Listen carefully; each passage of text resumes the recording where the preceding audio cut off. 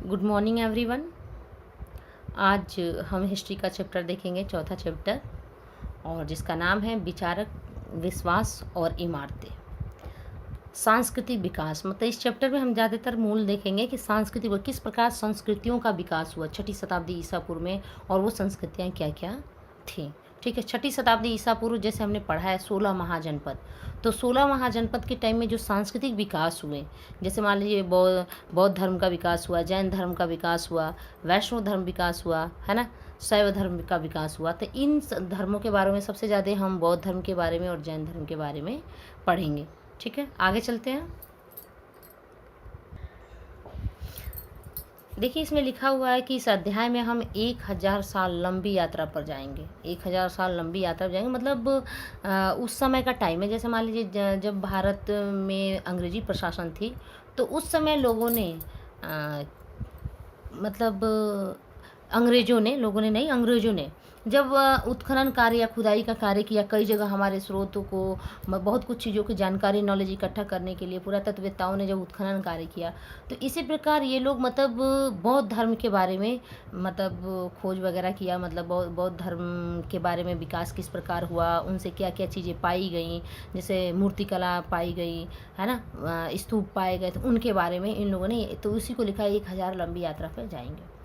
इसमें हम दार्शनिकों के बारे में पढ़ेंगे, मतलब इस चैप्टर के माध्यम से दार्शनिकों के बारे में पढ़ेंगे। अब बात आती है दार्शनिक किसे कहते हैं, है ना, तो दार्शनिक हम उसे कहते हैं जैसे मतलब आत्मा के बारे में और परमात्मा के बारे में जब ज़्यादा ही वो नॉलेज रखते हैं। जैसे मूर्तियों का क्या करते हैं, वो मूर्ति पूजा का खंडन करते हैं, मंदिरों के बारे में मतलब वो खंडन करते हैं, धर्म यज्ञ वाले कार्यों का ये क्या करते हैं, खंडन करते हैं। सिर्फ इनका जीवन का मेन उद्देश्य ये होता है कि अगर ये हम मनुष्य एक जीवात्मा के रूप में है और हमारा औचित्य यही है, मतलब हमारा लास्ट यही है कंसेप्ट कि मतलब हमें परमात्मा का दर्शन होना चाहिए।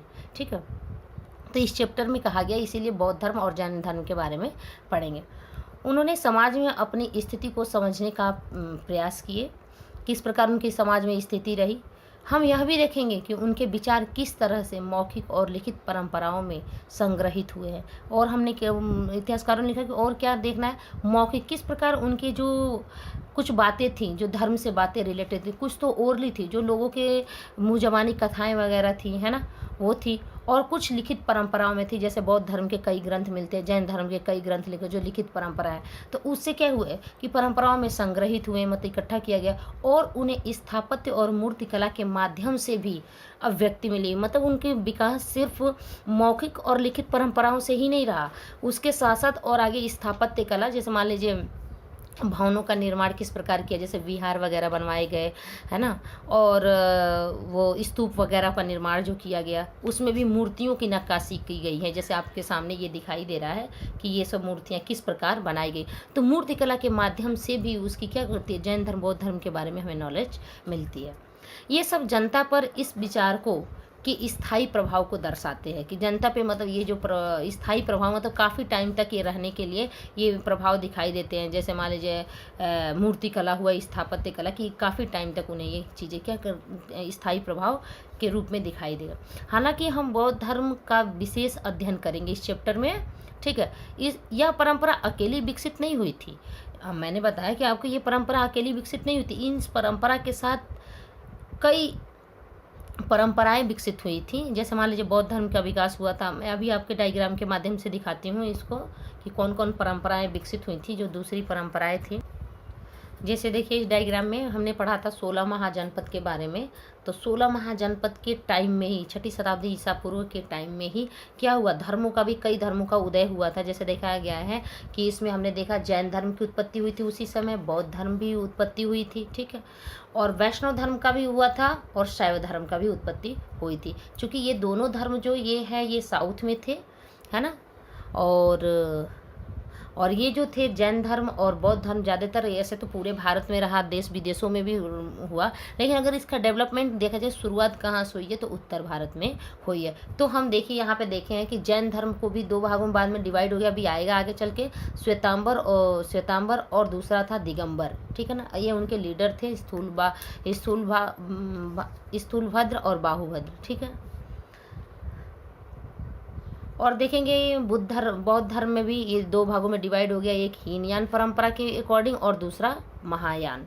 ठीक है, तो मेन हम इसमें पढ़ेंगे, इस चैप्टर में ज़्यादातर हम बुद्ध को पढ़ेंगे ना, बौद्धिज्म को, और जैन को भी थोड़ा पढ़ेंगे। इस चैप्टर में आपका वैष्णव धर्म और शैव धर्म का ज़्यादा जिक्र नहीं किया गया है। ठीक है, तो चलिए हम अपने देखिए, जैसे कि आपने डायग्राम के माध्यम से देखा कि यह परंपरा अकेली नहीं विकसित हुई थी कि सिर्फ बौद्ध धर्म ही, ये दूसरी कई परंपराएं थी जो एक दूसरे के साथ लगातार वाद विवाद और संवाद चल रही थी, मतलब संवाद का कारण बना, वाद विवाद का कि किस में क्या धर्म अच्छा है, क्या धर्म बुरा है, क्या किस में ज़्यादा मतलब ये मूर्ति वूर्ति वगैरह का विकास बहुत ज़्यादा हो रहा है, मतलब मूर्ति कला, मंदिरों को विशेष ध्यान, यज्ञों का ध्यान दिया गया, कई जगह ऐसा हुआ कि यज्ञ वगैरह ठीक नहीं है, फिर जाति परंपरा को ध्यान दिया गया। तो ऐसे कई विवाद भी आए धर्मों के माध्यम से। इस रोमांचक विचारों और विश्वासों की दुनिया के पुनर्निर्माण के लिए इतिहासकार जिन स्रोतों का इस्तेमाल करते हैं उसमें बौद्ध, जैन और ब्राह्मण ग्रंथों के अलावा, अब ब्राह्मण ग्रंथ मैंने दूसरे चैप्टर में भी बताया था, ब्राह्मण ग्रंथ जो ब्राह्मणों द्वारा लिखा गया ग्रंथ है। ठीक है, तो बौद्ध, जैन और ब्राह्मण ग्रंथों के अलावा इमारतें, जितनी भी इमारतें बनी, और अभिलेखों के माध्यम से, जैसे प्रभुत मात्रा में उपलब्ध भौतिक साक्ष्य, कुछ भौतिक साक्ष्य मिले हैं, मतलब जो पुरातत्ववेत्ताओं को मिला है, जैसे मान लीजिए भौतिक साक्ष्य में आपका सांची का स्तूप वगैरह हो गए, मंदिर हो गए, और सब स्रोत हो गए, अभिलेख हो गए। ठीक है, तो ये भौतिक साक्ष्य। उस युग की बची हुई इमारतों में सबसे सुरक्षित है सांची का स्तूप। यह स्तूप इस अध्याय के अध्ययन का एक प्रमुख केंद्र बिंदु है। मतलब एक तरह से हम सांची के बारे में डिटेल नॉलेज रखेंगे कि ये सांची का स्तूप कहाँ मिला हुआ है, किसने बनवाया था, क्यों बनाया गया था, और इसकी क्या महिमा है सांची के स्तूप को। तो चलिए हम सांची के स्तूप को थोड़ा बहुत देखते हैं। देखिए, इस डायग्राम के माध्यम से, मतलब फिगर के माध्यम से हम सांची के महास्तूप को देखते हैं, सांची का स्तूप। अब सबसे बड़ी बात ये आती है कि स्तूप कहते किसे हैं। तो जैसे कि आप देखोगे कि ये उल्टे कटोरों के भांति, ये उल्टा कटोरा के भांति क्या बना हुआ है, एक बड़ा ऊंचा सा भाग, इसे स्तूप कहते हैं, उल्टे कटोरे के बगल। इसमें कहा जाता है कि गौतम बुद्ध की जो अस्थियां थी उसको बीच में रख के, गर्भगृह में रख के, इसके ऊपर ये इस तरीके से बनाया गया था, और इसे स्तूप कहते हैं। ये ऊपर एक हर्मिका बनाई गई है। ठीक है ना, तो ये नाम मैं बता दे रही हूँ क्योंकि अभी आपका बुक में ये सब चीज़ें नाम आएगा तो फिर लगेगा कि हमें पता ही नहीं है। ठीक है, ये है तोरण द्वार, मतलब प्रवेश के लिए ये जो द्वार बनाए गए हैं आपके, ये तोरण द्वार है पूर्वी और पश्चिमी। ठीक है, यहाँ से ये सीढ़ियाँ बनाई गई हैं, और ये चारों तरफ, मतलब परिक्रमा करने के लिए चारों तरफ एरिया बनाया गया है, इधर से किनारे किनारे से आने जाने के लिए लोगों को। ठीक है, तो ये है सांची का स्तूप, जो कहाँ पे पाया गया है, कहाँ पे ये मिला है, मध्य प्रदेश में, भोपाल में। ठीक है ना, और ये बौद्धों द्वारा बनाया गया है सांची का स्तूप, और इसमें जैसा कि बताया है मैंने, बुद्ध की अस्थियों, मतलब जो जलाने के बाद जो राख थी उसको एक कलश में रख के यहाँ पे अंदर क्या किया गया, दफना दिया गया था, और इसके ऊपर ये, और इसका यूज क्या था, मतलब स्तूप का धीरे धीरे चल के आगे चलते हुए, मतलब बौद्ध धर्म की ज्ञान की प्रगति हुए आगे, तो इसमें लोग, मतलब जो बौद्ध भिक्षु होते थे वो निवास करते थे, ये इसको एक पूजा स्थल मान लिए थे, और वो निवास भी करते थे, ध्यान वगैरह करते थे यहाँ पे। ठीक है, तो ये है स्तूप के बारे में वर्णन। ठीक है, हम आगे चलते हैं। अब जैसे आप फिगर के माध्यम से आपने देखा कि सांची का स्तूप दिखने में कैसा है। अब देखिए, लिखा है सांची 19वीं सदी में। 19वीं सदी में क्या हुआ सांची स्तूप के साथ, तो लिखा है भोपाल राज्य के प्राचीन अवशेषों में सबसे अद्भुत सांची कनखेड़ा की इमारतें हैं। महत्वपूर्ण, वहाँ कनखेड़ा की जगह है तो वहाँ की इमारतें महत्वपूर्ण है। अवशेष का मतलब बची हुई चीज़ें। ठीक है ना, जो कुछ चीज़ें बच गई हैं उसका, तो लिखा है ना कि राज्य के प्राचीन अवशेष, प्राचीन जो पुराने अवशेष, बची हुई चीज़ें। भोपाल में 20 मील उत्तर पूर्व की तरफ एक पहाड़ी तलहटी में बसे एक गाँव को हम कल देखने गए। मतलब ये इतिहासकारों ने लिखा है, जो इतिहासकारों ने सांची का मतलब लिखा सांची के बारे में। ठीक है ना, तो उन्होंने वो देखने गए। फिर हुआ क्या, हमने पत्थर की वस्तुओं, बुद्ध की मूर्तियों और एक प्राचीन तोरण द्वार का निरीक्षण किया, मतलब उनको देखा, निरीक्षण किया उसका। तोरण द्वार मैंने अभी आपको दिखाया है, और तोरण द्वार की बहुत बड़ी कि ये द्वार था, प्रवेश द्वार था, और उसमें बहुत अच्छे से नक्काशी की गई है, जिसपे क्या था, बहुत ज़्यादा जानवरों का फिगर है, बुद्ध के कुछ बातें भी उस पर क्या हुई है, बुद्ध के मतलब धर्मों से कुछ बातें उस पर क्या लिखी भी गई है। ठीक है, ये अवशेष, ये बचे हुए जो चीज़ें हैं, यूरोप के सज्जनों को विशेष रुचिकर लगने लगे। इन लोगों को, जो यूरोप के लोग थे, जो अलेक्जेंडर कनिंघम वगैरह जब उस समय थे, तो उन लोगों को ये चीज़ें बहुत ही क्या लगने लगी, बहुत ही रुचिकर और अच्छी लगने लगी,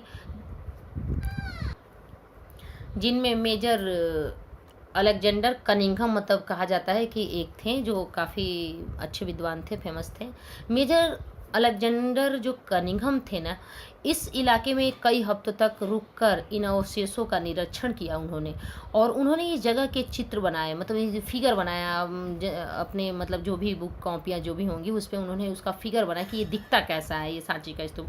वहाँ के अभिलेखों को पढ़ा, जो अभिलेख मिले उनको उन्होंने क्या किया, पढ़ा, और गुंबदनुमा ढांचे के बीचों बीच क्या करवाया, खुदाई भी करवाया। उन्होंने इस खोज के निष्कर्षों को एक अंग्रेजी पुस्तक में लिखा भी, और कहा जाता है कि वहाँ की जो बेगम थी, मतलब शासिका जो थी, भोपाल की नवाब जो शासिका थी, शाहजहाँ बेगम थी, है ना, तो उनका है आत्मकथा ताज उल इकबाल तारीख भोपाल, मतलब इसको भी इन्होंने क्या किया था, लिखवाया था। उसमें भी ये जो शाहजहाँ बेगम थी, इन्होंने अनुदान दिया था। ठीक है, चलते हैं आगे हम। तो देखिए लिखा इसमें और आगे कि सांची के स्तूप में 19वीं शताब्दी में यूरोपियों की क्या हुई, दिलचस्पी बढ़ी, मतलब काफ़ी उन्हें अच्छा लगा ये।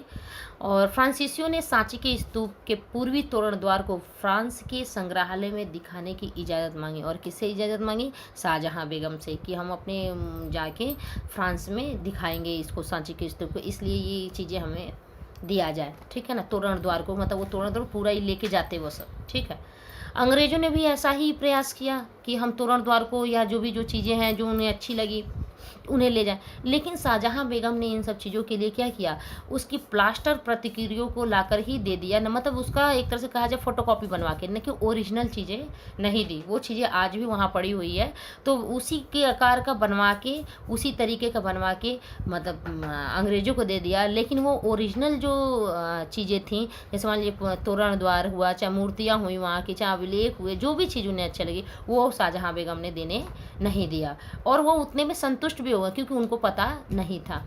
ओरिजिनल कृति भोपाल में ही रह गई। भोपाल के शासकों ने इस प्राचीन स्थान के रखरखाव के लिए धन का अनुदान दिया। कहा जाता है कि धन का भी क्या किया गया, अनुदान दिया गया, मतलब पैसे दिए गए इनके रखरखाव के लिए। ठीक है, सुल्तान शाहजहाँ बेगम ने संग्रहालय तथा अतिथिशाला, ठीक है ना, अतिथिशाला जिसमें लोग रहते हैं, अतिथिशाला, संग्रहालय तथा अतिथिशाला के लिए भी अनुदान दिया था। वहाँ के मतलब संग्रहालय बनवाया, फिर अतिथिशाला जो लोग देखने आएंगे उसके लिए भी उन्होंने क्या किया था, उस समय अनुदान दिया था।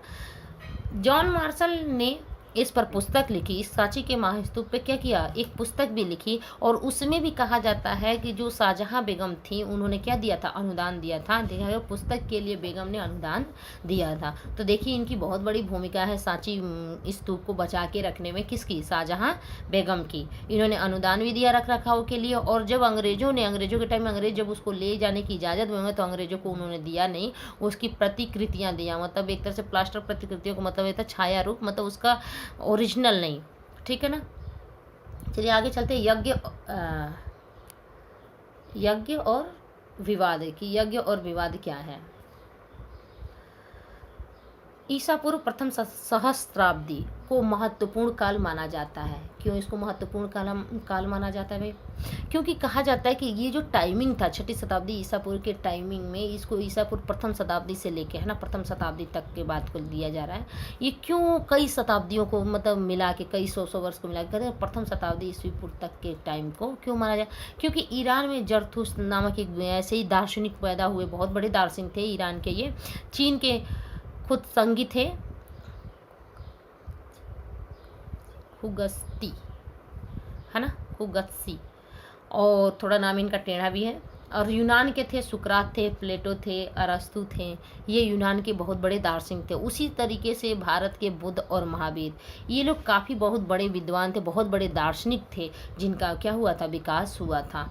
और इन लोगों ने यज्ञ पे क्या किया था, विवाद किया था कि जो यज्ञ जो वगैरह कराया जाता है, जो अनुष्ठान कराया जाता है, जो आहुति दी जाती है, देवी देवताओं को कहा जाता है, बुलाया जाता है, या मंदिर बनवाया जाता है, इनका इन लोगों ने क्या किया, खंडन किया। और इन्होंने ये कहा कि हम चाहे किसी भी धर्म जाति समुदाय भाई के कोई ना हो, लेकिन हमारा अगर देखा जाए तो रिलेशन किससे है, एक ईश्वर से है। और आत्मा, मतलब आत्मा और ईश्वर का मिलन के लिए ये मनुष्य शरीर हम क्या किए हैं, धारण किए हैं।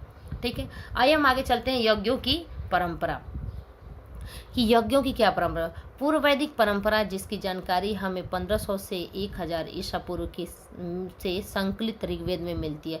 ऋग्वेद में हमें 1500 से लेकर 1000 के बारे में क्या मिलती है, ईसा पूर्व में जानकारी मिलती है कि मतलब किस प्रकार क्या नाम है, लोगों को यज्ञ वगैरह करने के बारे में नॉलेज था और किस प्रकार वो करते थे यज्ञ वगैरह। ठीक है, ऋग्वेद के अनुसार क्या कहा गया, अग्नि, इंद्र, सोम अनेक देवी देवताओं की स्तुति का संग्रह है। मतलब ऋग्वेद में अग्नि का, इंद्र देवता का, सोम का, ये अनेक देवी देवताओं का उसमें क्या किया गया, संग्रह किया गया है। यज्ञों के वक्त इन स्रोतों का उच्चारण किया जाता था। मतलब जो ये स्रोत मिलते थे, जो मतलब अग्नि देवता के, इंद्र के, तो इनको जब यज्ञ किया जाता था तो मंत्रों का क्या किया जाता था, उच्चारण किया जाता था। और मंत्रों को उच्चारण करने के बाद लोग की प्रार्थना क्या होती थी कि मेरे मवेशी को, मतलब मेरे पशुओं को सही रखना, मेरे बेटों को सही रखना, स्वास्थ्य जीवन, मतलब इनके लिए प्रार्थना की जाती थी। यज्ञ करा के किसके लिए, मवेशी, बेटे, स्वास्थ्य के लिए प्रार्थना की जाती थी। आरंभ में यज्ञ सामूहिक होते थे, मतलब एक साथ होते थे, यज्ञ सामूहिक होते थे। बाद में कुछ मालिक, राजा, सरदार, राजसूय तथा अश्वमेध जैसे यज्ञ कराते थे। फिर बाद में धीरे धीरे थोड़ा कम हो गया, नहीं तो शुरू में सबको, समाज को एक साथ लेकर यज्ञ किए जाते थे, लेकिन बाद में धीरे धीरे ये राजा लोग करने लगे, बड़े बड़े जो मालिक होते थे, सरदार होते थे, उस यज्ञ को करते थे। फिर ये सब धीरे धीरे यज्ञ खत्म होने के साथ साथ क्या होता था, राजसूय यज्ञ, मतलब जब राजा बनता था कोई भी, तो राजा जब बन जाता था तो राजसूय यज्ञ कराता था।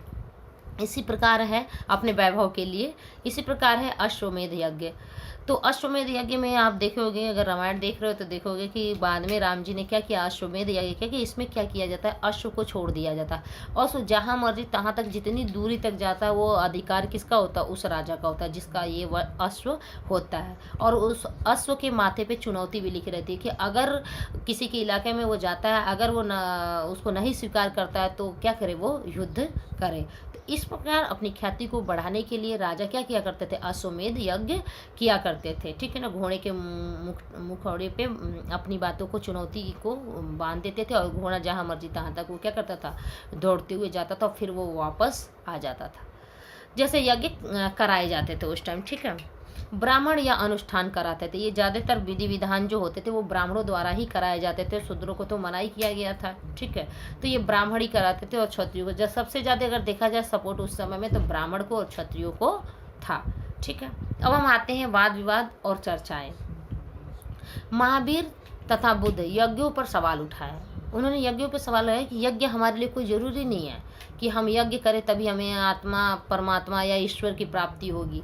हम ठीक है, शिक्षक का कार्य होता था एक स्थान से दूसरे स्थान घूम घूम कर अपने ज्ञान दर्शन से विश्व को जागरूक करना। एक तरह से कहा जाता है महावीर का भी यही काम, बुद्ध का भी यही था। जब उन्हें ज्ञान प्राप्ति हो गई तो उन्होंने घूम घूम कर अपने ज्ञान और दर्शन का विश्व में क्या किया, प्रसार किया।